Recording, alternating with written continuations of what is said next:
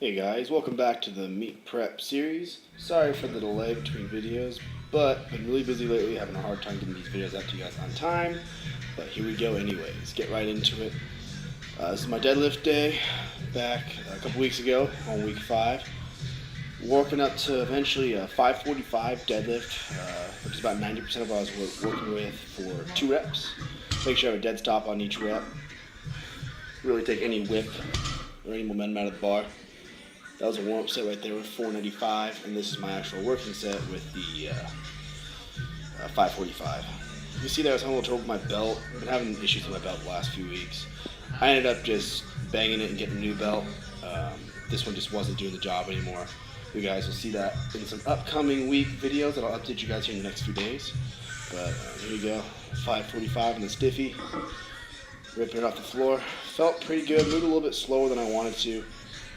Deadlifts haven't been feeling as good recently. I've had to really grind through my deadlifts, but not always going to feel good. You just got to grind through anyway. After that, went into 7 sets of 3 at 70%. Got to, this is about 420. Just no 1 1/4, no pause, just good old-fashioned sumo deadlifts, just working on kind of getting the technique down. This day I kind of figured something out technique-wise to help me out. Kind of bracing as I'm pulling the bar back into me to pull up. It got the bar moving before I even had to really actually pull it, because my momentum, my body weight was sitting back and lifting it off the floor for me. So I was experimenting with that. Some sets felt better than others, but anytime you try something new, it's going to have some glitches along the way. But I started figuring it out near the end, and you'll see some of these sets look really, really good.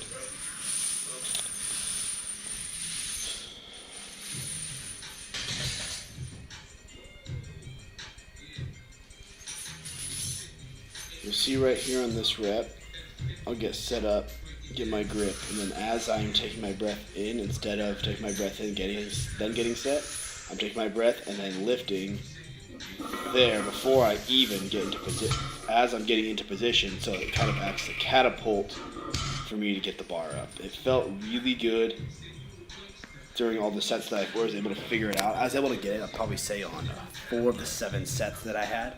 So I was really encouraging that I was getting it more than I wasn't getting it. But like anything else, I'm going to keep working at it to perfect it and make it my own.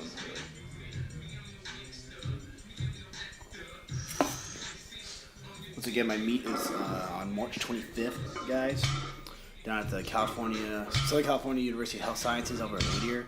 I did this meet last year with my first meet, so I'm really excited to compete at it again, see how I can improve. Move on to day 2. Going with some bench press here. Working up to my, I believe it looks like it was my 95%, which ended up being 285 for 2 reps this day. My bench press has been steadily feeling better and better. I've added more accessory movements, do a lot more arms, a lot more shoulders, a lot more back to really help me out with the stabilization of the bar, because that's what I felt my biggest problem was with the bench press. I didn't feel stable underneath the bar. I felt like the bar was like crushing me. And so a lot of my accessories made it so I can handle the bar a little bit easier. Wearing my new Hate Brand Good shirt. Stoked I've gotten that from Matt Fison's brand. Great brand. 285 felt really easy. That was that last set you saw me.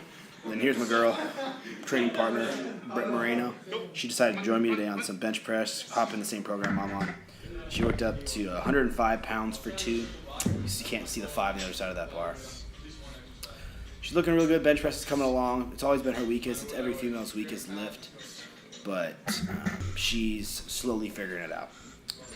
After that, I end up going with some close grip 2-board bench press. I like doing the 2-board because once I get below where the board is, it's really taking off my triceps going back on my pecs. And I don't really feel like burning out my pecs. I struggle with lockout. So I'm trying to crush lockout by just restricting it to the board and stopping it completely on the board. So I have no kind of bounce momentum off the board to help me get up. These sets moved really smoothly. Was up to 225 for this one, for 3 sets of 10. Felt really good. Like I said, bench press is slowly starting to come back. Feeling a lot better. The extra accessory work is helping out a ton in stability for the bar. Then we get back to our squat day. Me and Britt joined me again. We ended up going 8x2 at 65% with 60-second breaks in between sets. I know you guys don't want to see all 8 sets live time, so we ended up going a little time lapse here. First week back from from a deload, squats always feel kind of funky. It's the one I have to work on technique-wise the most because I get kind of out of whack easily with the squat. So I like these days coming back, just doing this tempo stuff to kind of figure out where my body position needs to be. Got really sore from this workout, surprisingly. I didn't think I'd be as sore as I was, but I was wicked sore for 3 or 4 days. Actually carried into the next week's deadlifts. I was thinking about it the whole time. You guys will see that video here in a few days. After finishing up that 8x2 squats, moved into some front squats with the safety bar. Like I said in the past, I like using the safety bar for my front squats. It gets my wrist in a little bit better position. I don't have a very good front rack. My left ring finger tends to cramp up whenever I do front rack work, and it will like clinch down to my hand. I can't open my hand for a few minutes. I don't want to have to deal with that pain, so I just end up going with the safety bar. Gets the job done. I can handle a little bit more volume with it because it doesn't crush my wrists and forearms. Sets for this were 205, 250, and 290 for my front squats. Here's Britt doing her front squat. She was up to, looks like 105 pounds for her front squats. All these sets were sets of 8 at 50, 60, and 70%. This is her top set, I believe, at 105 pounds for 8 for her front squat. Her front rack's a little bit better than mine. Could be a little bit better. We're working on it with her. Here's my set with a 290. These were a grind, to be honest. By the time I finished those 8 sets of 2, it doesn't sound like a whole lot of volume, but when you're handling 300 plus pounds for 8 sets, it's going to take a little bit out of you just having to rack, re-rack, go constantly on a set time period. Front squats for me have always been a great quad builder. Never had giant quads. I've always had the big butt and the big hamstrings, but never quite the big quads. This has really helped me, my squat develop better by doing a lot of front squats, especially with this safety bar. Last few reps are kind of a grinder right down right there. And this one will be a real grinder here if I remember correctly. Yep. Grinder right there. Move to overhead press day. Kind of figured something out finally with overhead press. Use the freaking safeties, not the hooks, to get it going. Kind of self-explanatory. It felt kind of dumb when I figured it out, but it worked out for me. Worked up to, these were sets of 8 on this day. Felt pretty good. Like I said, all my pressing movements are starting to come along because of all the extra accessory work I'm doing, the arms and the shoulders and whatnot. Doing 3x8 here. Started off, my first set was at 135, then I went 155, and I finished up at 175. I was surprised at how well 175 moved. Felt really good. Normally, overhead pressing is not my strongest attribute, I guess you could say, in the gym. I've always been awful overhead pressing from playing baseball, never really overhead pressed. But I'm getting more and more comfortable with it, and it's starting to feel actually pretty damn good, to be completely honest.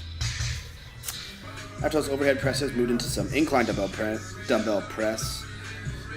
No more floor press, going to incline. And a 2x15 using the 75s here. And then finishing up my last set of this was a breast pause. I believe I ended up getting 20 reps incline with the 75s. Never really liked incline either just because of it's more overhead than a bench press. But like I said, slowly getting better, more comfortable with the pressing movements, working a lot on some myofascial release of my lat and serratus anterior and subscapularis, so where they all attach on pretty much on the rib cage. It really helps me be able to get overhead more comfortably than having to kind of grind through pain in my shoulder. Nobody likes grinding through pain when you're lifting. You constantly think about it. This is my rest pause set, I believe. Ended up getting 20 reps. That was my goal. Pretty stoked to have hit that. Stay tuned for more meet prep, guys. I'm going to try and catch you guys up here in the next few days. Like the video, share the video, subscribe. Talk to you guys later.